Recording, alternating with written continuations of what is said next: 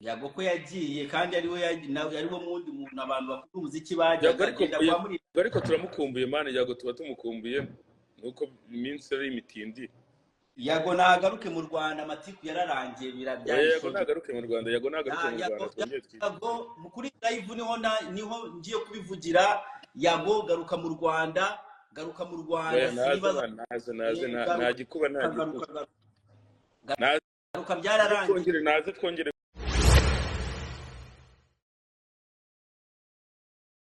manager, uribuka ko manager icyo gihe ntabwo wari umuzi neza. Manager yaje arambwira ati uya ngo sinshobora kuva hano ngo naheke nisora amafaranga, nari nifite amadolari ya 3. ngo mahe amafaranga ngo ndaza kuyagusubiza, ngo amafaranga ngo ndaza kuyagusubiza, ndayamuha amadolari yanjye 300 ayaguha. Etagumana na nubu ntabwo arayama. Nukuvuga ko ayo mafaranga ndayaguhaye ntabwo watashe uko waje. Ariko man, ikintu cyitwa aba diaspora event bazanye ry'ikarita ngo narengeje limit iriya event ry'ikarita Berinda uzongera kumwita event rya kadi. Iriya event rya kadi ndumva biriya bintu byanyu byo kwivugisha ngo narengeje limit wana ngo yarengeje limite ngo y'amadolari agomba gukura ku ikadi. Oya, ikintu cyonyine nize muri 2025 rya fente ryanyu ry'aba diaspora ry'ikadi ntago muzongera kuri insinda kabisa. Hari n'ababa batarengeje batayafite ngo abantu basaba ngo bagiye kubishira ku rundi rwego, ngo bagiye kujya bazana POS ngo muzajya mujyana home. ubwo n'ubufete bwa DFL. Akakubera mutinya kuvuga bakire ba. Mutinya kuvuga bakire ba. Oya, when it comes to ferry man, narakubujije. Irise ni ibiki tazatuma ihene yurira urugo. Feri nta kintu afite abwira abaturage. Ngiye yarakimbwiye ni ngombwa se rubanda nyamwinshi. Unsigira umugore nawe akigenda aranyanga. Uwe cyana dine reka cyane wasize kigiye kuba ikigore cyanjye. Uzedumba man, bagireka kuvuga bemvest. Ari investor bawe ngiye ntabwo bandeba. Abo n'abantu uzabivuga, ibyo bintu uzabivuga turi muri club turi kumwe na Fernandine na umubita icupa ngo mahane yawe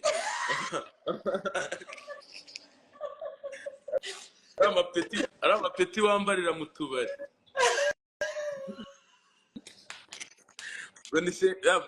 Abanyarwandakazi Dumba ngafite sentire noire. Umunsi bagukubise nzasohoka nitahira. Waramwe ngo ufite sentire noire. Ndimo ariko kuri iki cyuma mpora nterura. Kuri iki cyuma mpora nterura nta muntu ubu ngubu kinkanga bro. Ngushyiramo ya vuba. Ariko nabonye umwitozo ukora buriya hari ukuntu umuntu yibanda ku nyama runaka. Nabonye wibanda ku mugongo cyane, uburyo umugongo wahinika ukongera umugongo wazajya ugira gutya flexible nyine y'umugongo. Ariko ukuboko urabona ko gifite umwitozo, urabona cyafasaba igihe kinini cyane. Nadine yibeshye gusa apime. Nadine try once. Nadine tumufuhira turi benshi shaha. Tumufuhira turi benshi. Kibazo cya Nadine ariko reka mbyihorere simbi vuga. Ngo ni baida we. Nadine ngo ni baida we. Ni baida we. Nijya baida we. Ari indirimbo yanjye nawe izivuga ngo I'm no longer a single boy. Mabeba nkunda cyane byuzuye. Ryoshe by the way. Ayiga mana we.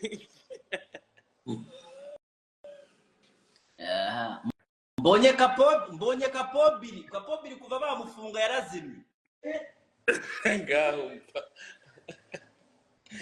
ase dumba ariko mani nzajya nkwishinga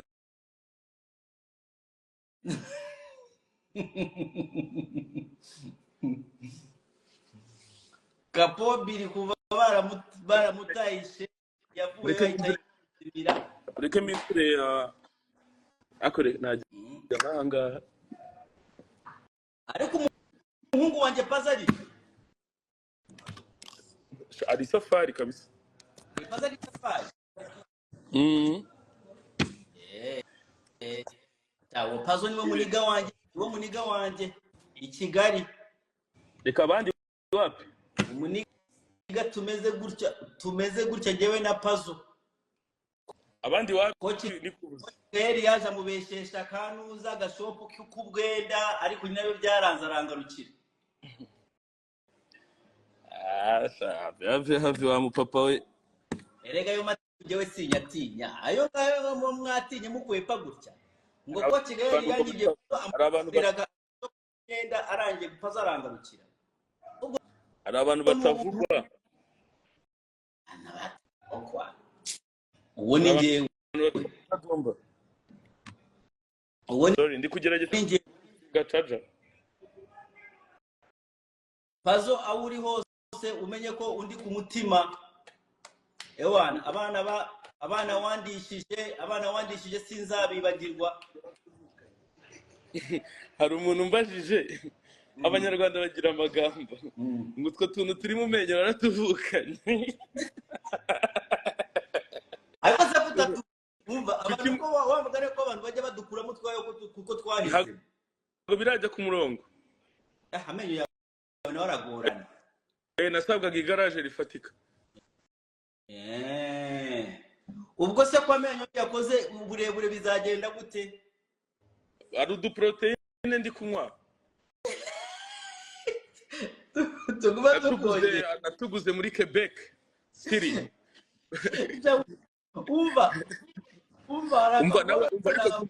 nawe uzafunga iyo nyinya nta muntu w'umusaza mani ufite inyinya ako se ngiye n'umusaza hemani ko n'uruswenya uzi ko uri mwija umuntu ufite inyinya bamwita mwija niko tujya tubita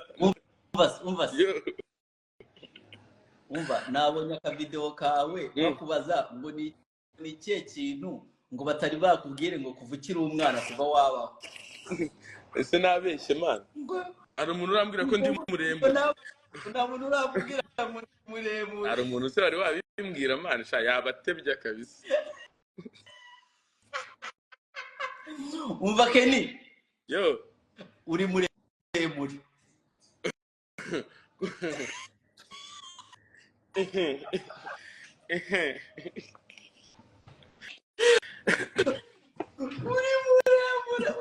uri muremure sheri uri muremure niyo ntabikugenda bigiye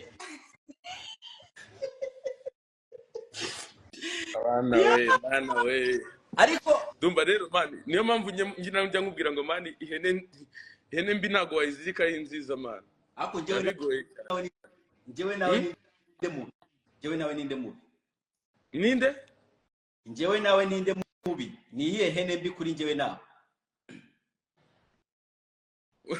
uri ishashi nkabisekurume oya uri sekurume nkabishashi urutse kiriku ngo iyo kiriku wa mugaruri kiriku yarambwiye ngo uri kasongo yeye mumbari na mbwa oya nta kasongo kabisa dore umuhungu wanjye Pazo yaje ntabwo nzibagirwa poste wari ugiye gushiraho kabisa YouTube ikakubwira ati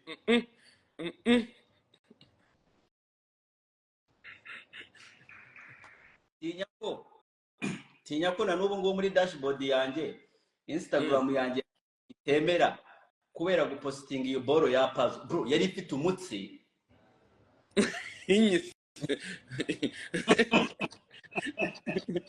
proje ira proje yari ifite umutsi bro yari ifite umutsi proje proje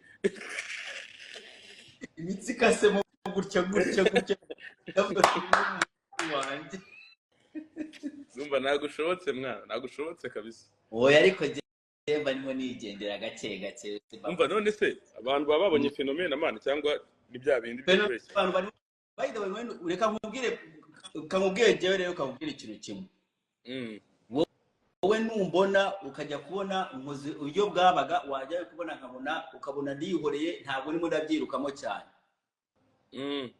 menya ko iyo boro yarangiye ubu fenomena shaka iyindi ndirimbo fenomena ni hit byarangiye dufite gushutinga ariko urabizi gahunda dufite muri Samamani ahitwa Imore Yare sigaye twita ngo Imore Yare na za Orowa gusa ntuzongere gusubira Gatina hariya boro ntabwo tuzasubirayo ngarekera ntushyire ibindi bintu urenzeho ibindi bintu ubundi tuzeye kujya dukorana live mpita nkubwira ni ndumva ko kantu ubuzerekeraho ntagire ibindi bintu urengaho ngushireho ibindi bintu ushiraho ngo impamvu utagomba kujya Gatino ngo ugomba ngo kubera ngo no bw'icyama cyo kavuga ati birahagije icyo ni igitekerezo cyari igitekerezo ariko wamuga n'ubusobanuro bwanjye nibwo bubi man erega gukomoza hose ikibazo man ubusobanuro erega Belinda aranyanze arakwanga erega Belinda man ni umwangavu man ntago munga Belinda ageze aho ngaho aranduha aravuga ati no mu Karitasi enough is enough enough is enough for music industry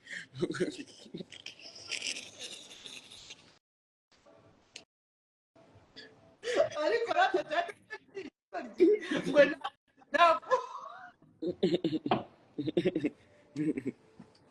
enough is enough uru ruganda rurimo imyanda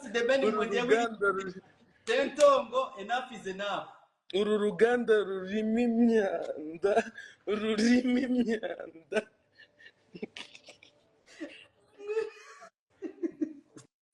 hari ubuntu buba butwika bwikira ku mbuga bugahita bwigendera ninde ufite gahunda twipangiye abanyarwanda fenomeno Kenisoro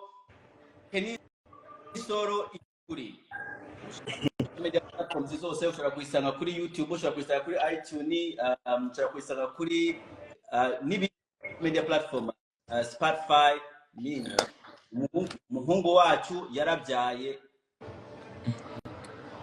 untereye umuhwe ko numvise ko ngo ukigera mu Rwanda wongeye gutera inda ndacyazigira ndacyazigira Nesiera zikamuye zimeisha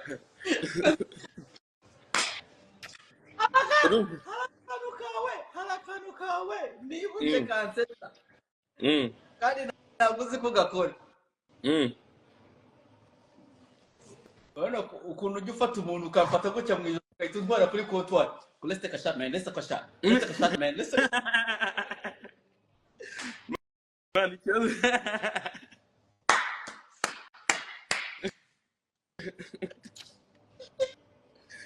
Dumba ariko nagushobotse man nagushobotse kabisa gihunga man ntuzajya ubona nje gihunga man gihunga kabisa zagihunga none ubu ndagarukana amashagaga ntabwo nzaba muri muraniga umuntu byonyine ngo let's take a shot man kugira ngo Karitasi muri Canada iminsi 2 let's take a shot iyo axe uyikuye ya urimi tunazungumuza kidogo tunazungumuza Kiingereza ngo let's take a shot turagukunda cyane ariko abantu baragukunda barabikunze abantu baragukunda barabana muri comment ndashaka mumbwire fenomeno muri murayitekereza iki mu magambo abiri icyo utekereza kuri fenomeno turebe. Ariko aba bantu baba barahanga dumba aba bantu mane bajye bahita banabyerekana mane ko berekana nyine impamvu nyine ibyo bintu. Berekana imbarutso urukundo berekana nyine yanyu fenomeno. Ako se wa mugane wa mugongo. Berekana abantu baranga turi 259. Abantu 259 bongeye bagasubira kuri bira bintu zirambuga zose bakazicamo. Miliyoni ni TikTok ni nk'agafanta. Miliyoni muri fanta. Ntabwo ari ngombwa kugura ama views. Ngo ni harimo ariko uzi kugura views. Hari abandi bantu ntago hano tujya tugura views mu Rwanda. Kevin kadagura views. Yoya man. Umva mubwira abantu bagura views. Kevin kadagura views. Chris Easy agura views. Bruce umwana. The Ben abimukujije. Wowe simbizi neza sinkwizeye. Davis D agura views. Ibyawe simbizi. Ngarambujije. Nagusha. Nese mali bazigura gute ko nanjye nazajya ntabo. Nigeze kugurira fifira ye. Ariko biragapfa. Uzi ukuntu zihenda. Barafite tufite amafaranga. Ako mani kucyo abafana bacu basigaye bita amazina mbonye ngo murinda habire ni ngarajo yininze. Uko ari igihe ita wancana ukahita unamwadinga uvuga ngo wasanga niwe. Oya ntagari. Wasanga yagoswe ahubwo yarazi ko wasanga yagoswe yarazi ko ari agafake account. Ese ko mutarakorana ikiganiro mani ega muri kwa murinda habi niho hasigaye n'abantu bakunda umuziki. Sha Yagoko yagiye nanjye ndi kubiteganya Yagoko yagiye kandi ari we yariho mundi muntu abantu bakunda umuziki bajyaga kwa murinda. Ariko turamukumbuye mani Yago tuba tumukumbuye nuko iminsi ari imitindi. Yago nagaruke mu Rwanda amatiku yararangiye birabyanditse. Yago nagaruke mu Rwanda Yago nagaruke mu Rwanda. Yago mukuri live niho ngiye kubivugira. Yago garuka mu Rwanda naze ntagikuba garuka byararangiye. Twongere kubera ko buriya hari uburyo nyine ibintu babikeneye izindi ngufu nyine tuba dukeneye nyine abantu bose tuba dukeneye muri ndahabi tuba dukeneye Yago tuba dukeneye Emi tuba dukeneye abantu benshi nyine ahangaha tuba dukeneye Sabe tuba dukeneye bose nyine kugira ngo nibura ibintu bikomeze kugenda nkuko byamye. Muri ndahabi ati ni jewe wa Big Papas wowe ni muri ndahabi rega nawe mani ngugu bari mu mabiri agakobwa ke bagatwaye atabyiteguye. Muri ndahabi wafite muri ndahabi ukuntu ibintu byamugendekeye.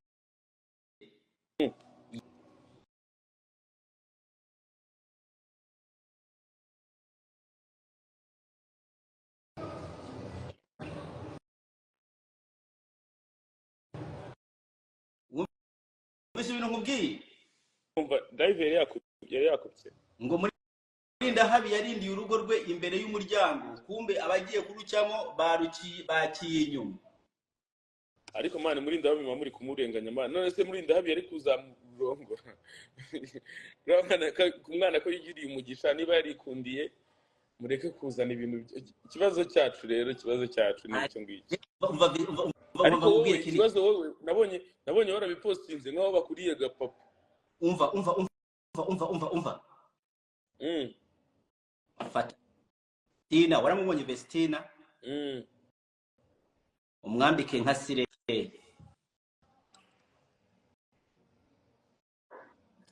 ukuntu bise wifata wandaye.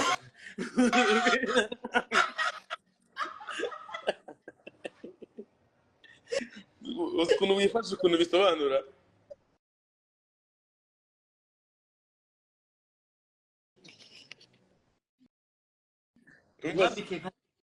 ukuntu wabonye akamimi kigeze gucaho kuduteza imbere nubwo bamwe babibona nk'amatiku ariko nibura twebwe babizi tuba tuzi impamvu yabyo. Urumva rero ni iby'agaciro kabisa kandi respect. God bless you. God bless you too my brother kandi ndagukunda cyane. Ndagukunda nanjye ndumva respect. ubwo abantu tuzabagarukiriza iriya boro, tuzabereka iriya boro, ni wowe uzayanawunsinga nako. nzaguma nyanawunsinga kugira ngo bazaze ari benshi. Sawa sawa, turabemera cyane abantu badukurikiranye kabisa, turabemera cyane. Big love, big love. Amen.